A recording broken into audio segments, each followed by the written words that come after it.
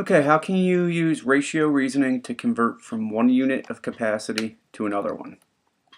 Okay, remember capacity measures the amount a container can hold when it's filled, and you can see here some of the units of capacity that you use in your everyday life. A gallon of milk, a smaller container is a quart, there's 4 quarts in a gallon, there's 2 pints in a quart, and then you have a cup. Okay, so the first thing you're going to do when you're converting units of capacity is find the conversion factor. This is just like when we were converting units of length. So if you had, let's look at this problem here, each dairy cow in the United States produces on average 25 quarts of milk per day. How many gallons of milk does a cow produce? Okay, so you have quarts, you're going to gallons. Remember, the key when you're writing your conversion factor is whatever you're converting to has to be on top. So I know I need to have gallons on top. Okay, and I'm converting from quarts to gallons. So now I have to write a rate showing how gallons and quarts are related. So I'm going to go over here and look, I know in 1 gallon there's 4 quarts. So my conversion factor is 1 gallon to 4 quarts. Okay, and now I just have to multiply. So I'm going to do 25 quarts, and I'm going to multiply by my conversion factor. Okay, we have quarts in the numerator and denominator, so we can divide those out. And now it's just like multiplying fractions. 25 times 1 is 25. Numerator times numerator. Denominator times denominator. Okay. Remember, I'm converting to gallons. Okay, and now I have to simplify this. So I'm going to do 25 divided by 4. And I have 6. And I have a remainder of 1.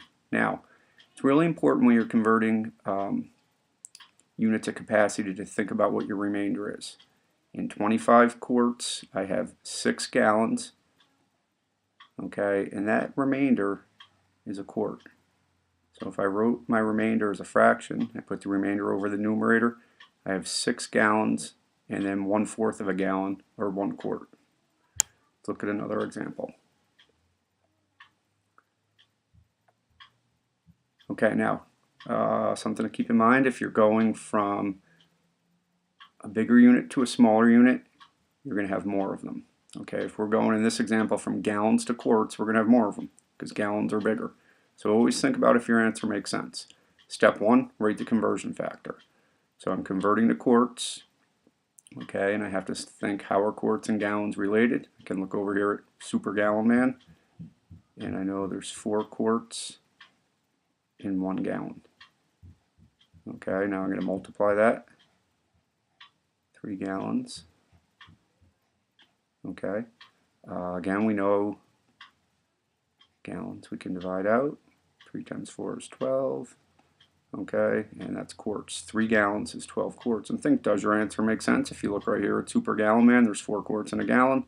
3 gallons is 12 quarts. Okay, one more example. 36 cups is how many pints? Okay, cups are smaller than pints, so I'm going to have less of them when I convert. First thing to do, always write your conversion factor. How are cups and pints related? If I look over here, I can see there's 2 cups in every pint. Okay, so 1 pint is equal to 2 cups. Remember, the key thing when you're writing your conversion factor, whatever you're converting to has to be the numerator. And then you multiply.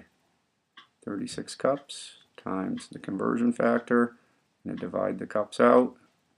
36 times 1 is 36. 1 times 2 is 2. I'm going to reduce that. It's 18 pints. So converting customary units of capacity is the same as converting customary units of length. Step 1, write the conversion factor. Okay, multiply by the unit you're working with, and always be sure your answer makes sense.